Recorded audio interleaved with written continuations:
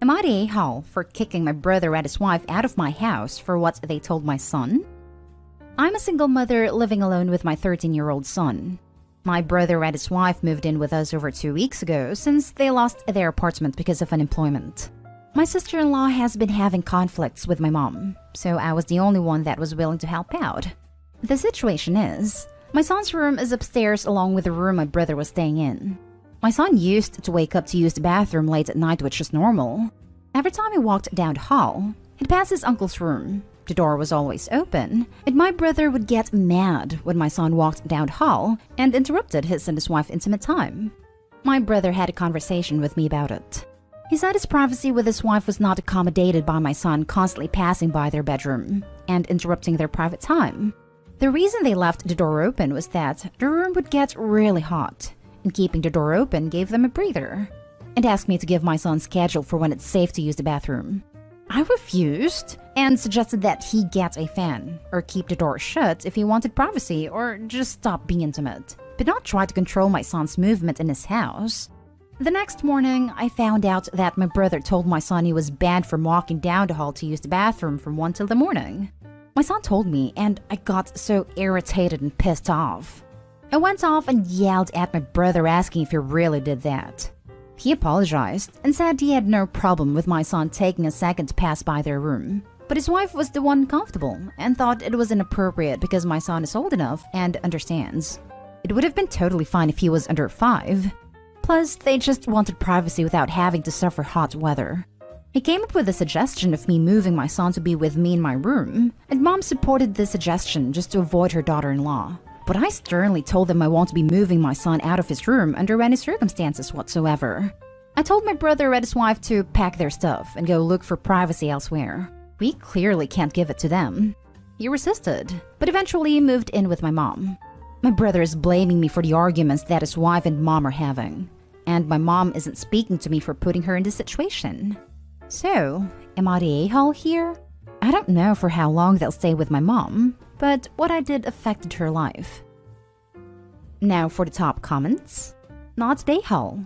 It's totally unreasonable for them to say your kid can't pee because they want the door open while they're being intimate. I mean, the audacity here is staggering. Yep, the OP and her son are not the a-holes here. The brother and wife could shut the door or don't be intimate. Both are valid options, but they decided to demand a child not to go to the bathroom instead. That is messed up. Wait. They were having intimate time with the door open? Not the a-hole. I'd kick them out the second time they'd leave it open after telling them to close the door, because there is a 13-year-old kid in the house, for God's sake. My brother mentioned this wasn't good for my son too, but his request was unreasonable. Besides the fact that he told my son he was banned from using the bathroom late at night and steamrolled my opinion. Not the a-hole. You didn't choose to put your mother in that position, so your mother can't be blaming you. And your brother and your sister-in-law are a-holes for trying to ban your son from going to the bathroom. Not the a-hole. They could have easily closed the damn door, or maybe opened a window. A fan is another option, as you said. There were many ways in which to make this work for everyone, with them having the door closed.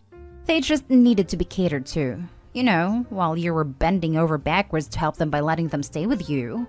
There was zero reason to move your son's room, and zero reason he would have to change his habits here because of them. They're by far the a-holes. Now for the next story. Am I the a-hole for not giving my girlfriend equity of my condo? My girlfriend and I have lived together since August 2019 in a rental condo. My income is $320,000 and hers $37,000, and we split our monthly rent of $2,300 so that I pay $1,600 and she pays $700. I pay for our internet cost of $100 a month, and we have no other shared utilities since the unit has heating/water included.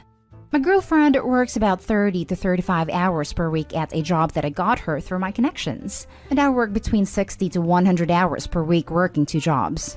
As a side effect of this, she takes care of most of the household tasks and cooks most of our meals.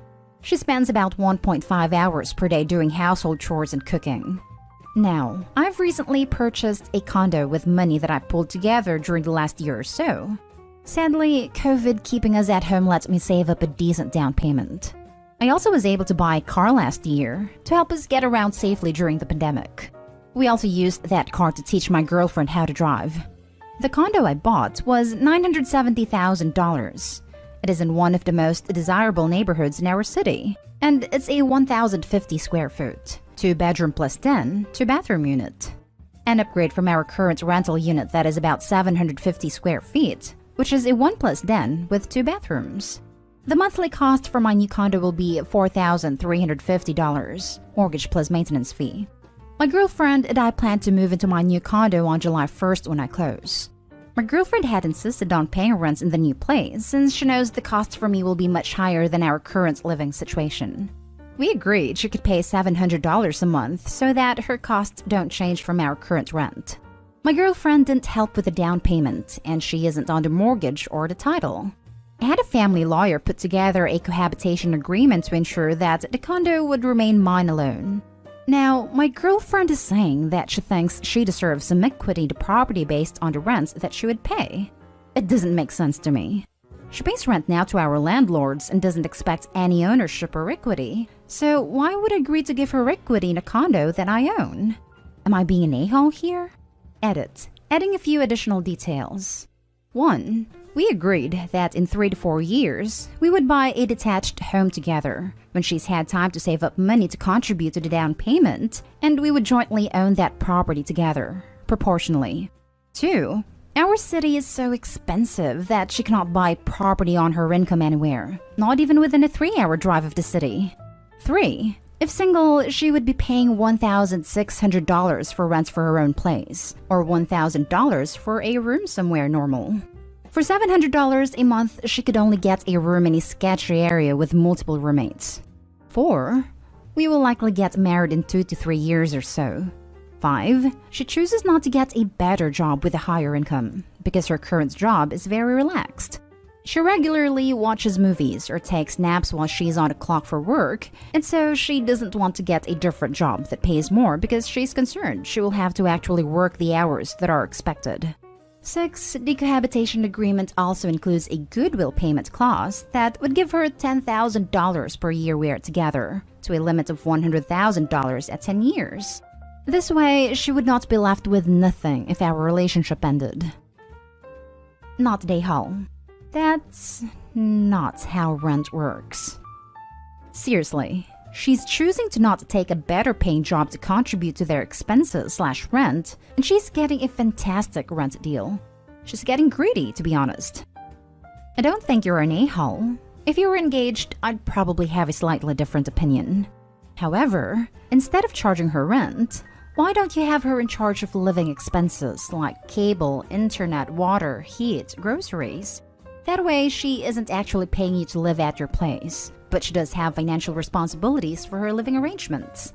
I guess it might be around $700 per month, and if it's significantly less, maybe add in the HOA?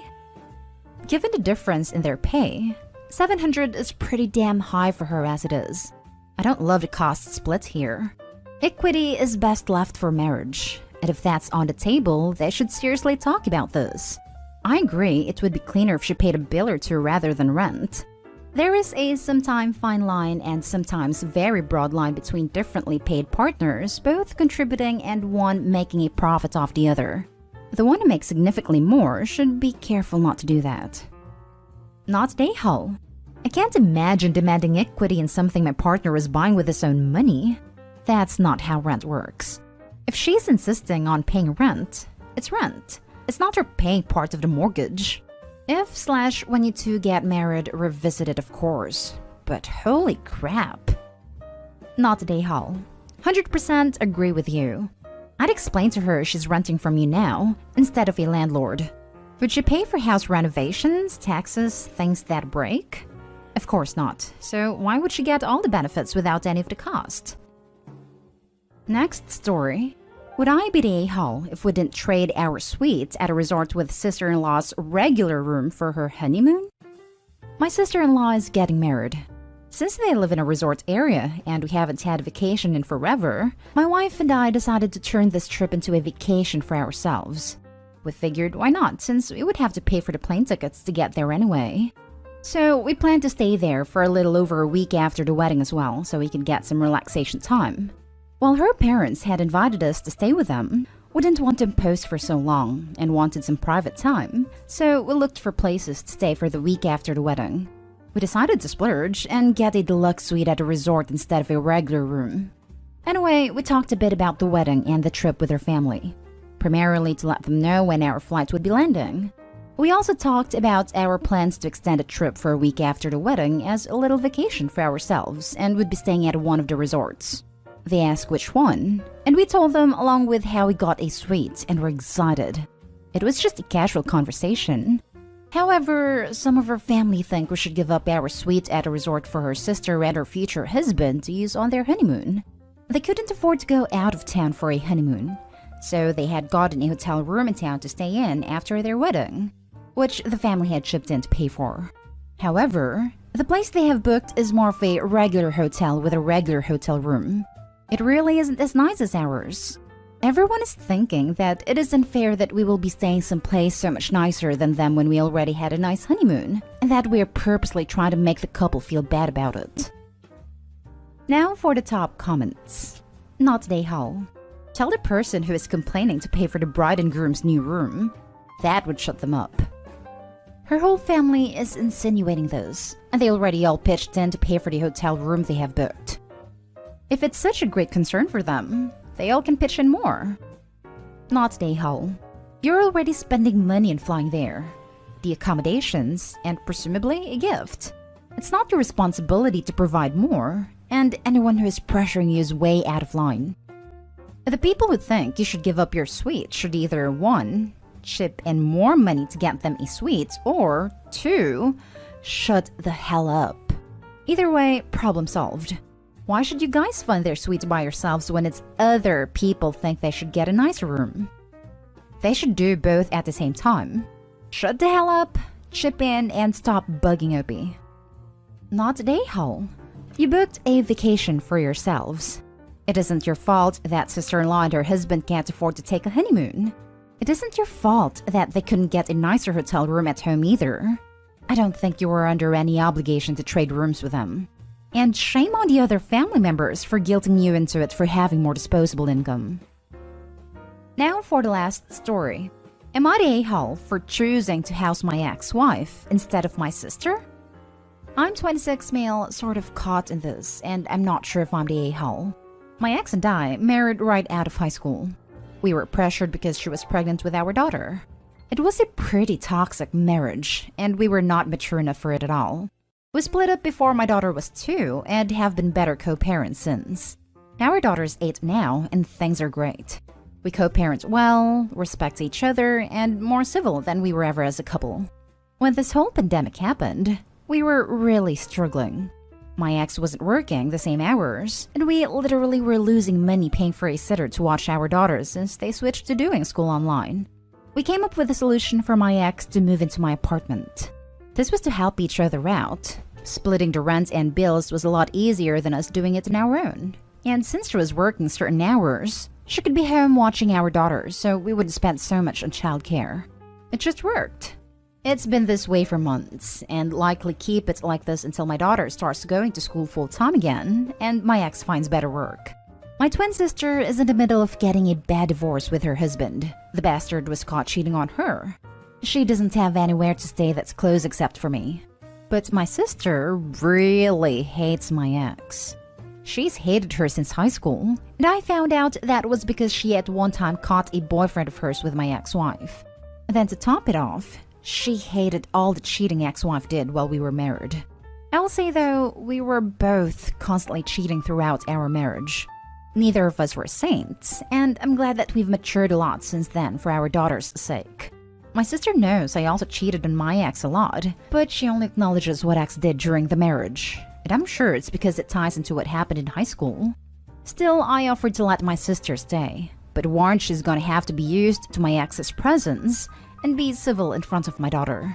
My ex doesn't care if my sister stays here. She knows the situation, and it's not like she holds anything against my sister's feelings. But my sister absolutely refuses to stay here unless my ex leaves. It's what she's pressuring me to do now because I should understand the feelings this brings up. And yeah, I do. But that was also a long time ago. Plus, we're relying on each other right now. My sister gave me the ultimatum. Either it's my ex or her. And I told her it's going to be my ex because she can't afford to live on her own right now, and that's going to negatively impact our daughter in the long run. I'm being labeled a piece of crap brother now by her for not willing to help her in this situation. Right now, she's having to pay to stay in a motel and keeps telling me she'll end up broke this way because there's no one who can take her in. I just feel bad for the situation and wondering if how I handle this makes me the a-hole. Not the a-hole at all. Your primary responsibility is to your daughter. Supporting her and providing her with a safe and loving living situation is literally a non-negotiable. Providing housing for your sister is just a nice thing to do, and you're even willing to do it. Your sister just wants you to be a piece of crap father by tossing eggs, and against the daughter, out. She's very entitled. No, not my daughter. My sister adores her. The issues are only with my ex-wife. Yeah, but it sounds like your sister, her aunt, isn't actually caring for her by refusing to be reasonable/respectable to her niece's mom. It's actually pretty terrible that she's refusing to put your daughter's well-being above her own. I really hope you understand that this isn't a jab, OP. It's a fact. Your sister doesn't respect your daughter's need for her mother to also be safe and stable. It seems like your sister would rather your daughter not have her mother around than her have to find new accommodations. Not a-hole.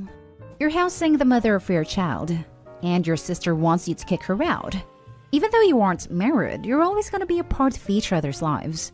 Your sister is also conveniently choosing to ignore the fact that you cheated, so that she has a reason to not like your ex-wife. Your sister's not acting like an adult here. She has no say in who gets to live at your house. You're even offering to let her live at your house if she can just behave. She's choosing to stay at the motel. She's choosing to spend that money. Not a-hole. You offered to help your sister out. She just doesn't like the terms. I guess she doesn't need a place to stay that badly. She is a serious a-hole for making you choose. It is awesome that you and your ex have worked out a system that really benefits your daughter. Good job making her your #1 priority. Like, I wish it didn't have to be choice. I get right now she's in a really bad spot and I want to help. I can't financially, so this would have been the only way to be able to. I'm glad we did too. It's taken off a ton of stress and my daughter's enjoying it.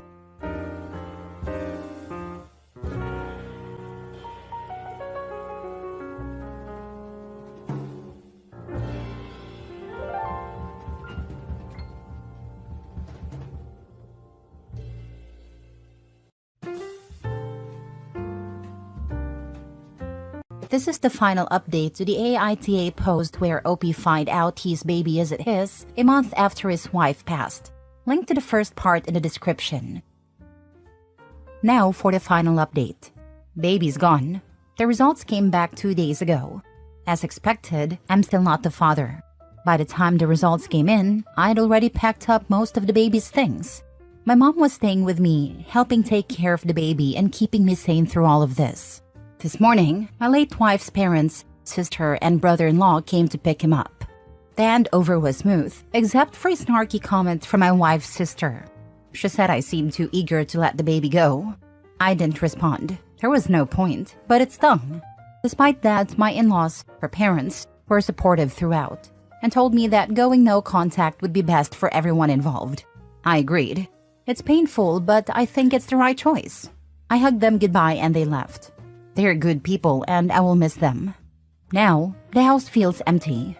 My mom went back home today but will return tomorrow to stay for about a week until things settle. Honestly, I feel relieved. Call me what you want, but I'm finally breathing again. This whole ordeal has been exhausting, but knowing I can start fresh feels like a weight off my shoulders. As for my wife's belongings, I gave her jewelry to my in-laws. They didn't want anything else except for a few trinkets and pictures, so they told me I could sell or donate the rest. I haven't decided what to do with it yet, but I'll figure it out. I didn't respond to comments on my last post because the hate was overwhelming, and I was exhausted. My DMs were flooded with some of the vilest messages imaginable, just because I chose not to raise a child that isn't mine and was conceived through infidelity. To those who supported me, thank you. Your words helped me make decisions I wasn't confident about before. And to those who criticized me, I appreciate the perspective. Even if I didn't agree, it made me think. For now, I'm taking a break from dating and focusing on myself. Maybe I'll buy a bike and get back into riding or hit the gym again. I just need to move forward. I'll be keeping this account for about a week before I delete it. Thanks again to those who took the time to support or challenge me. It's been a hell of a journey. Wishing you healing and peace and a happy future. As a grandma of 8 and mother of 3 kids, I think Opie is an amazing person. The decision he had to make was not easy in any way, but I truly believe he did the right thing. If it had been my daughter and grandbaby, I would have gone out of my way to make sure Opie felt no guilt or remorse of any kind. Sending blessings and peace to him is the least of what he should receive. He handled it amazingly, and that baby will live a life with his family and hopefully will be told that he is loved and blessed because of the choices Opie made. You made a right call for the baby and for yourself. The baby is in the hands of people who can love it the way it deserves to be loved, and because of the circumstances of its conception, that wasn't you. Good luck moving forward. I agree. If the argument for abortion is that the baby would otherwise be unloved by an unwilling mother if it came into the world, then surely the same argument would morally exonerate an unwilling father who doesn't want to take care of a child that is not even his. And a constant reminder of both his dead wife and her infidelity, which are two of the most painful things a person can go through. Losing your proverbial other half, and the complete, utter, and total betrayal of the love and trust they shared together. Don't listen to the hate. It's easy to pass judgment on someone else and try and act holier than thou. We have no idea how we'd actually feel if placed in a situation like that. I'm sure the baby will be well taken care of. Take time for yourself and move forward. Can we point out how freaking cowardly it is to hide in DMs because you're too freaking afraid to spew your vitriol where everyone can see? Like, it's the internet. You're already anonymous. So imagine how weak and pathetic you must be to have to hide even more by only spewing your BS when no one else can call you on it. This is why naming and shaming should be allowed. Pull up the receipts, post them and the name, and let everyone see who these people really are. Next story. Am I the a-hole for not changing my wedding day date, even if it is in my late half-sister's death week? So I, 32 female, am an affair baby. My dad's wife and her gremlins weren't shy about letting me know. Years of shunning, calling me a bastard, mistreating me, and showing blatant favoritism and overall better treatment to them than me. I left home at 19 and only spoke to my dad when I needed money. Lol. I'm getting married to the man of my dreams, and we're having a beautiful winter wonderland wedding. Corny, I know. Winter is our season. We met and fell in love during it. Plus, I was born in December, which makes it even more special. The problem is that my wedding date falls during the week when my half-sister Amy died. She passed away on the 15th and our wedding is on the 13th. I didn't plan this intentionally. My fiancé was the one who picked the date. They have a tradition of making that whole week about her, with dinners, small parties, and visiting her grave. I don't participate since I never liked her, nor did we have a good relationship. When he received his invitation, my dad called me, almost in shock, and asked if I could move the date to late December or early January, since he didn't think he could attend. I told him that if that's the case, I guess he wouldn't be showing up, because I'm not changing it. He broke down and asked if I was punishing him again. He often tries to manipulate me like this. I told him I wasn't. I just didn't care enough, and I told him not to bother me anymore before hanging up. He called again and apologized, but I told him I didn't appreciate being manipulated or made to feel bad in the months leading up to one of the happiest days of my life. I told him he was uninvited. Since then, he's been basically harassing me. I'm starting to think I might be the a-hole, but I don't know. Am I the a-hole? Not the a-hole. Your dad clearly is still only concerned about his original family. He isn't even hiding it. My friend, he's not your father. Father is a title earned, and he has not done anything to earn it. What an absolute failure of a man. I'm so sorry he was too weak to protect you from the people who try to make you feel small for simply existing.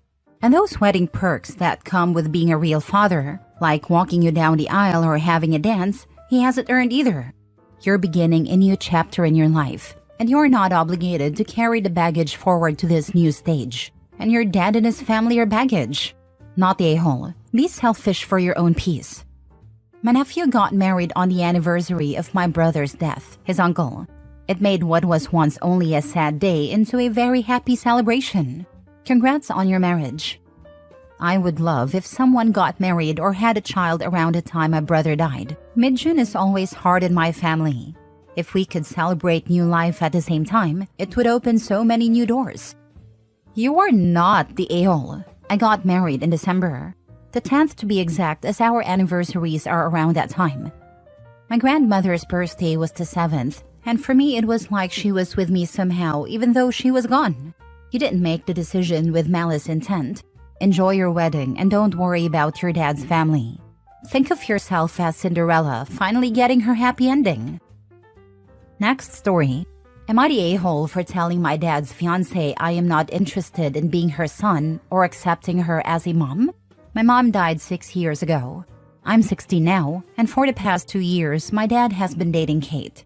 Kate is a widow who has 2 kids with her late husband, both under the age of 5. My dad and Kate got engaged at the start of the year. Around that time, Kate's kids started calling my dad Dad. I think it's because we all moved in together then.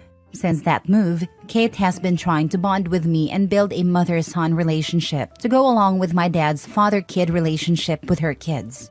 I've tried to be polite while not agreeing to most of the things she has asked me to do with her. Mother's Day was the first real fight we had. My dad and Kate wanted us to celebrate the day as a family, but I chose not to because Kate isn't my mom, and she is not the person I'd want to spend that day with. I said as much.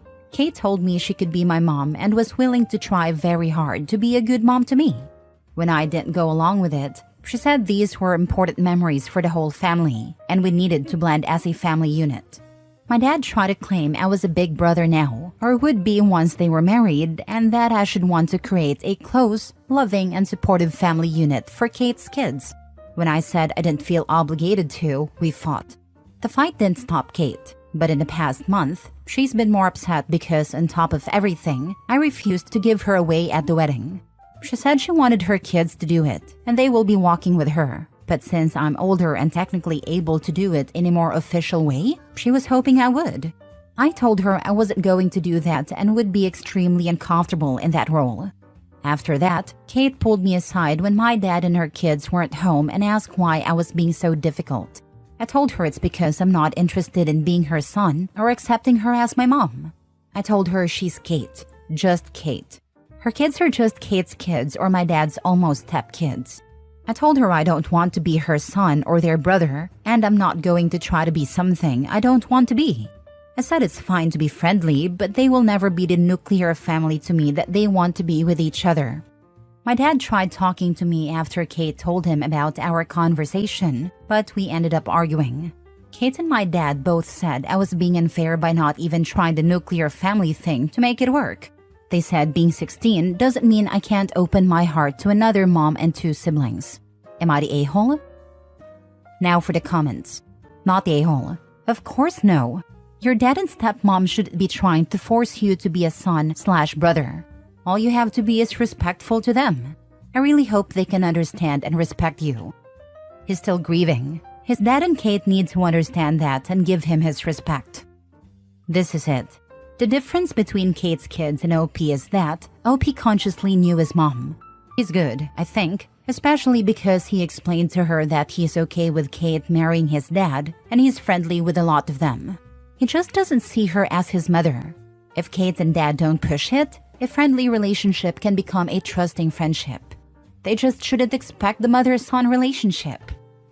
Did you make it clear to her that just because your mom is no longer here, she's still your mom? Always will be. No one should try to usurp that title. Can you offer to be friends? Yes, I said this to my dad and to Kate. They can't separate me from Kate's kids who could accept dad. But they're so young and don't remember their dad. If they would bother to do the smallest bit of research, they'd realize they're being total idiots. When I was getting serious with a man who had 10-year-old twins, I decided to actually read about step-parenting and what my role in their lives would be. Surprise, surprise, children over the age of 5 will likely never have a parent/child relationship with a step-parent. It can still be meaningful and close, but it is totally different to a parent and child. Your dad and his fiancé are being completely unreasonable. Next story. Am I the a-hole for telling my wife that I will live in my house if things don't work out? Long story short, her kids have strained our marriage, and I've been staying with someone else at her insistence after already being gone for 10 months for professional reasons.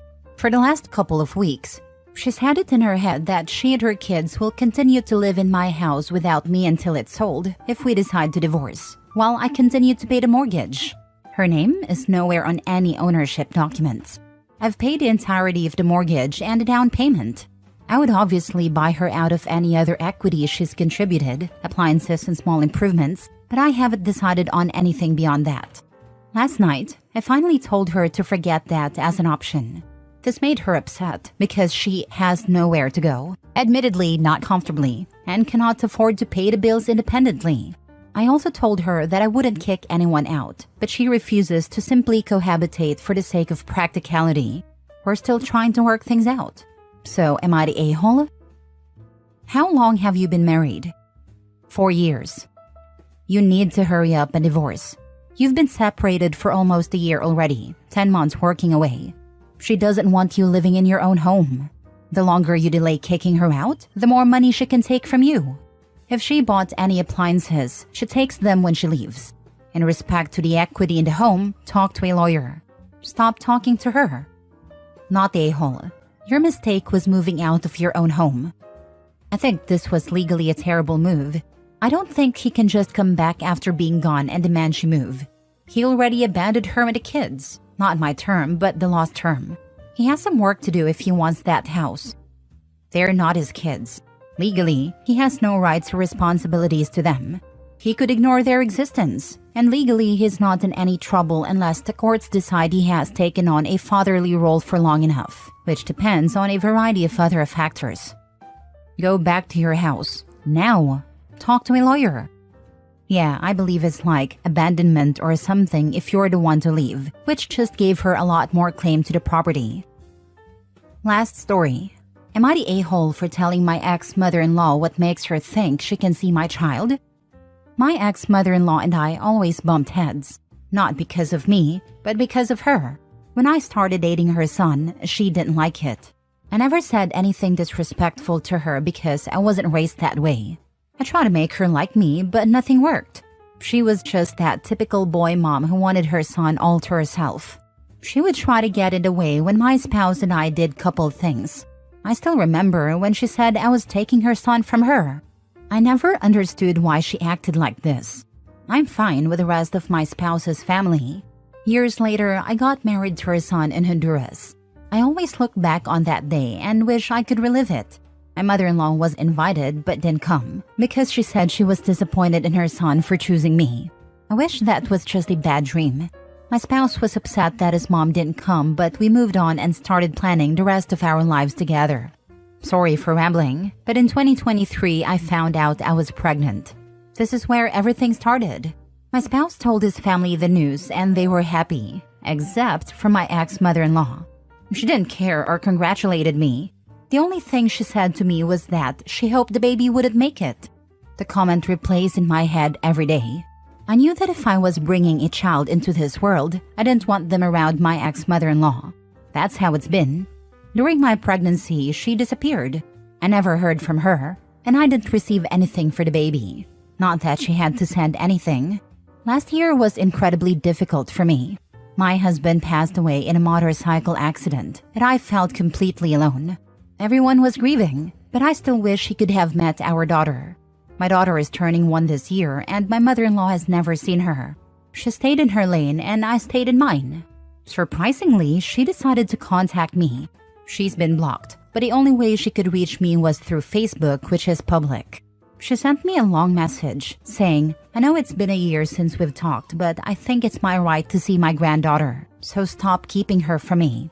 It was very bold of her to think she had a right to see my child after everything she said. I didn't want to go back and forth, so I simply replied, "What makes you think you deserve to see my child? Am I the a-hole?" Under no circumstance would I let her meet your daughter, the child she wished dead. I am sorry for your loss, and I understand it must be hard, but you need to protect yourself and your child. Sending virtual hugs. Not the a-hole. I would block her and move on. She hasn't been a part of your child's life, and I wouldn't let her in now, especially with how she has treated you and wished your child dead when you were pregnant. Based on how she's acted in the past, I wouldn't put it past her to try and poison your child against you. Not the a-hole. But why on earth do you have your settings to public on Facebook? That is crazy. Block her. You can do this even with Facebook settings to public. I am so sorry for your loss. Thank you. My Facebook is public because that's my business page. I do have a private one with family and friends, and I appreciate it. You can block people from a business page too. I know, and that's what I did.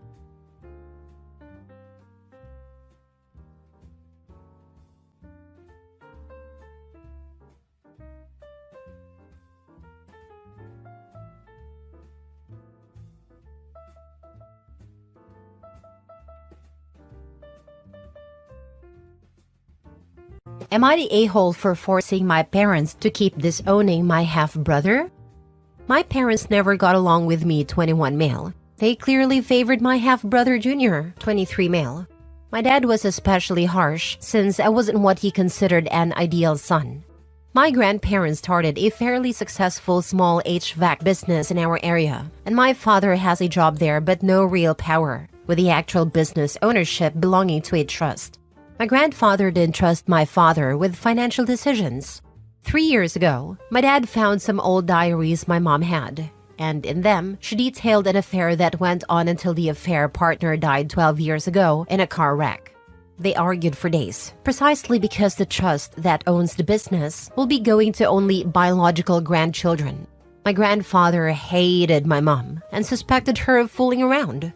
My parents agreed to reconcile if Junior and I took DNA tests. Both Junior and my dad were sure I would not biologically be related, and they would get to kick the bastard out. Well, 3 years ago we went to the lab, went to a lawyer's office, and the tests came in.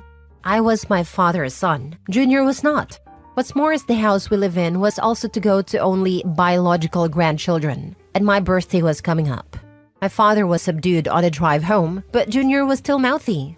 My father, to his credit, tried to mend fences that night. He looked awful. He cried. He begged for forgiveness. He asked what he could do to start making things up. I said, "Kick the bastard out." My parents begged, pleaded for me to try anything but that. Set up family counseling, get us fixed. I wouldn't budge. I pointed out they were fully ready to kick me out that night if I wasn't my father's son. My father kicked Junior out that night, but he was doing it full of tears. I must confess, my relationship with my parents did not get better.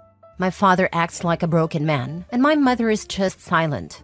Honestly, they should have divorced long ago, but they don't argue anymore. I started working at the family business, going to college on the side. My parents are outright timid around me now. My father would try to spend time with me, but I brush him off. Lately, they would both ask if I was willing to have the three of us contact Junior and have all of us mend fences. I keep refusing and ask, if it was me, would you even be asking? My mentor at my grandfather's business knows the situation and has asked me if I'm doing this because I want to hurt them or if I want to avoid being hurt. Now for the top comments. Your mentor is wise, not the a-hole for feeling how you feel. Think about what your mentor is asking. Is the decision to keep Junior out of the family helping you feel any better? Do you think bringing him back into the fold will change how your parents view you or feel about him? There's much to consider. I wish you well. Sounds to me like Grandpa knew exactly what was going to happen and cut dear old Dad and Junior off at the knees. Not the a-hole, but I think you're going about it the wrong way. There should be no credit to your father. The only reason he tried to rebuild a relationship with you right away is because he found out you are their meal ticket.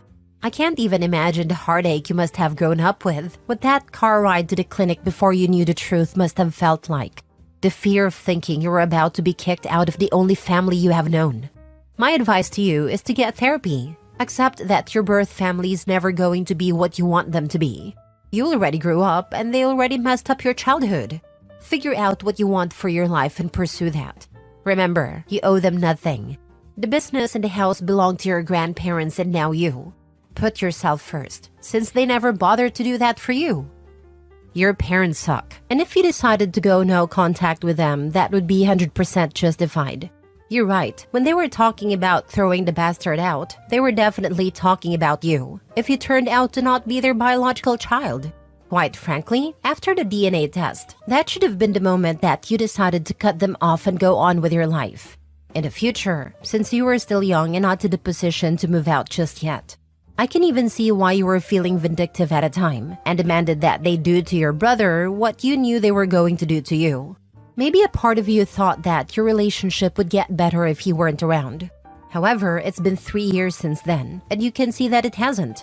There is really no reason for you to still be demanding that they cut off your brother because it hasn't changed anything. You don't even want a relationship with them because when they try, you brush them off. So at this point, you're just forcing them to keep your brother away for revenge. Like your mentor said, are you doing this to hurt them or to keep yourself from being hurt? Because regardless, you're receiving both outcomes. You don't have a good relationship with your parents, even without him, and they're hurting. It's not like Junior not being around has improved your life or your connection with your parents. It seems like things have just largely remained the same between you three, besides your parents' marriage being in shambles. Really sit down and ask yourself, what do I want from my parents? It could be an apology, it could be a fresh start, it could be them truly owning up to how poorly they treated you. It could be them completely exiting your life or more, but truly ask yourself that. Then think about if your demands make sense to you afterwards. I just truly don't understand the point in having leverage over your parents and using it to not improve your relationship and to just keep things the way that they were. Next story. Am I the a-hole for not going out to eat to celebrate my brother's wedding when I wasn't even invited to his wedding? I'm 19 male. My brother got married exactly 16 days ago, but I wasn't invited because of my age. His wife decided it would be inappropriate to have anyone under 21 at their wedding, since they would be serving alcohol and didn't want any minors to get drunk at their wedding. I thought this was a BS excuse, but that's what they told me, and that's what they're sticking to. I was 18 when they told me, and I was kind of hurt by this, because I didn't see why I had to be uninvited. It's not like I have an alcohol addiction. I drink sometimes, but that's a rarity.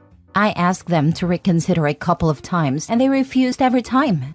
I could tell they were getting aggravated after a while, so I just stopped complaining and stopped caring about their wedding in general. Last Saturday, my brother wanted everyone in our family to go out and eat with him to celebrate their wedding. I refused to go. When asked why, I gave everyone the same answer. I didn't see the need to celebrate something I wasn't even invited to.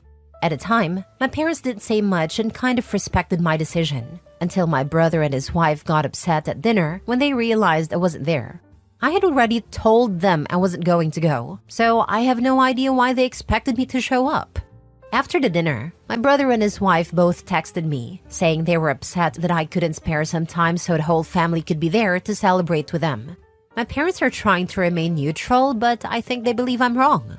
They told me they see why I didn't go, but that it wouldn't have hurt me to go and celebrate with my brother, especially since I wasn't the only one not invited on our side. They were referring to my cousins, 13 female and 15 male. They did go to the dinner, but they didn't really have a choice in whether they wanted to or not. I also wasn't the only one who didn't attend. I just don't think they think my reasons weren't valid enough. Sorry, I understood the celebration was for family, and I am apparently too young to be included in your family.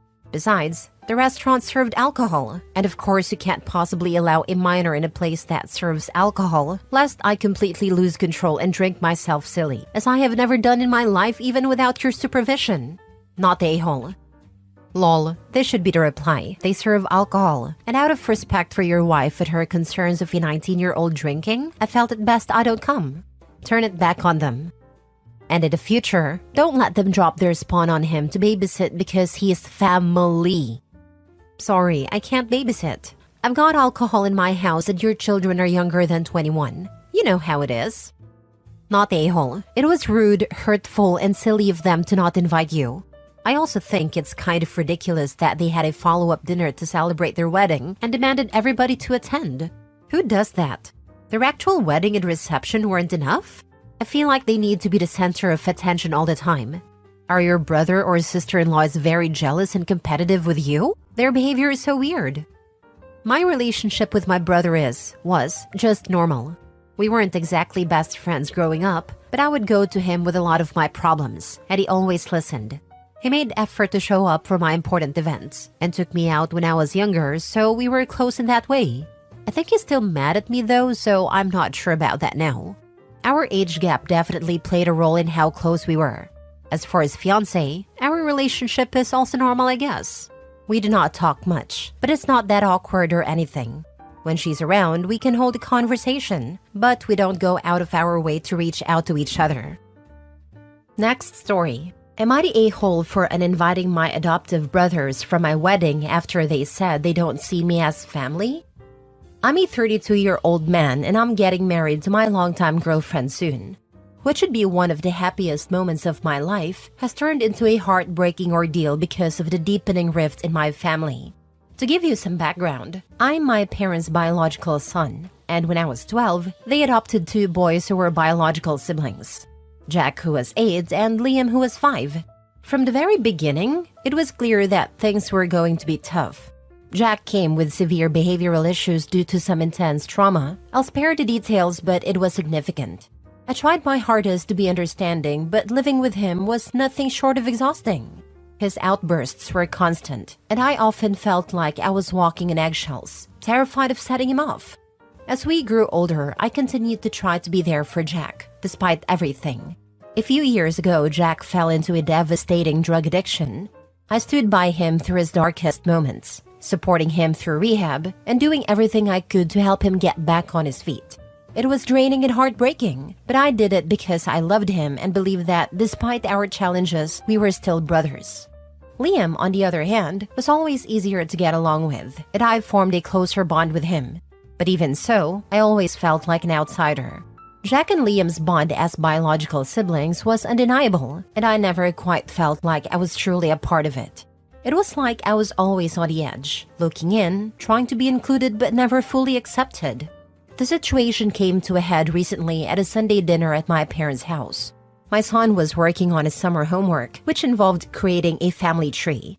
He innocently asked Jack if he wanted to be included, and Jack just flat out said no. He didn't want to be a part of it because, in his exact words, we're not real brothers. He said it so casually, like it was the most obvious thing in the world, with no regard for how it would cut me to the core. I was utterly stunned, but what shattered me even more was that Liam, who I've always felt closer to, just sat there in silence. He didn't say a word. He didn't defend me or even acknowledge how hurtful Jack's words were. He just let it happen. I've tried so hard to be supportive of both of them, especially Jack, despite the endless challenges. So for Jack to say that, and for Liam to do nothing, felt like a gut punch.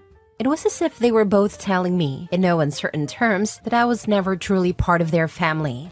In my pain and frustration, I decided to uninvite both Jack and Liam for my wedding.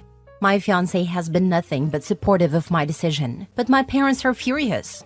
They've made it clear that if Jack and Liam aren't invited, they won't attend either. It feels like history is repeating itself, with my parents once again prioritizing Jack over me, no matter how much it hurts me.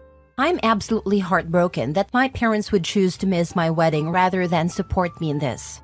I know Jack has been through a lot, but I've done everything I can to be there for him and for Liam, despite all the heartache. And now, I feel like I'm the one being punished for finally standing up for myself and setting some boundaries. Am I the a-hole for uninviting my brothers after they said they don't see me as family, even if it means my parents won't come to my wedding? Now for the top comments. Jack is being an a-hole. Your parents are following suit. Just tell them you are having an a-hole-free wedding because you are only inviting people who care about you and your fiancé, not the a-hole. A-hole-free wedding. I like that. Not the a-hole. You are absolutely not the a-hole here. Your brother's actions, especially Jack's blatant disregard for your feelings, were incredibly hurtful. You have the right to set boundaries and decide who you want at your wedding, especially when those people don't consider you family. I'm also so confused by the logic. If OP isn't Jack's brother, then OP's parents are not his parents either. Like, how are they not hurt as well? I think in their minds, OP is not related to the brothers or the parents. When the parents adopted the two boys, they emotionally unadopted their bio son. Damn, that's just wild. But also apparently reinforced by OP's parenting practices. Oof, sorry OP. Not the a-hole. Of course you only want family and friends there to celebrate your joy. If Jack, or Liam, doesn't identify as either of those things, then why would he be invited? Congratulations on the wedding. Hope you have a fantastic time without all that baggage. Last story. Am I the a-hole for exploding at my family after they made my mother the center of attention at my wife's baby shower as a prank? My mom and I have been no contact since my wedding a year and a half ago. It is a sad situation, but my wife is my priority and my mom detests her. There is no path forward. My wife is currently pregnant and her family hosted a beautiful baby shower. It was on my mom's birthday, but I didn't think anything of it as it wasn't like she would attend anyway. My wife has been trying to keep up contact with the rest of my family so that I have some family support. And so my mom knows she didn't win, so everyone was invited except my mom. The day of the shower, my aunts showed up with my mom blindfolded. My mom went along as she thought it was a surprise party for her birthday, and then when she opened her eyes, they were like, "Surprise, you are going to have a grandson." My mom immediately told them to F off and left, but everyone was looking. My wife was mortified. My mom's husband had asked them to distract her because he was getting her surprise ready, and I guess they thought that was a prank. I immediately reached out to the family to find out what the heck happened. My mom has kind of a dark sense of humor, and I guess they really thought she would find that funny, but she didn't, and her husband tore them new a-holes. I admit, I lost it. I called them all evil people and said if I saw any of them again, I'd get a restraining order. I said they proved they think my son's existence is a joke, so no one needs to meet him. Not the a-hole. Your reaction was completely justified given the situation. What your aunts did was incredibly inappropriate and disrespectful, not just to your mom but especially to your wife, and the occasion meant to celebrate your soon-to-arrive child. The fact that they thought it was funny to bring your mom, who is clearly not on good terms with your wife, to the baby shower was a massive overstep and showed a complete lack of consideration for everyone involved. You were right to stand up for your wife and your future son. This wasn't just a harmless prank, it was a cruel and thoughtless act that disrupted a significant moment for your family. Your strong reaction sent a clear message that you won't tolerate this kind of behavior, especially when it involves your child. Setting boundaries with people who think this kind of behavior is okay is crucial for protecting your family's well-being. You're not in the wrong for wanting to keep your family safe from further emotional harm, and if that means cutting ties with those who don't respect you, your wife or your future child, then so be it. Obviously not the a-hole, but I've got to say, it makes me so happy to see more and more people standing up to their family. I hate the stupid, but they're family, or you can't pick your family, or blood is thicker than water BS. If someone in your life is toxic, cut them out regardless of who they are. Not the a-hole. First, as a father of two, I applaud your reaction. Your family deserves to be left out of your lives for their behavior. Second, while I know your wife probably means well, I would take the time to talk about letting you manage to contact with them. They obviously don't respect her, and it's unlikely they ever will. She also needs to remember that she only has a few years of experience with them while you have an entire lifetime. You are the expert, and it would probably be a lot less stressful for her, especially while pregnant, to let you manage the relationship entirely going forward. I speak from a voice of experience here. My wife also pushed me to stay in contact with my family. It almost cost my marriage at one point. You're already standing up to them, but now you need to get her to accept that you might understand them better than she does.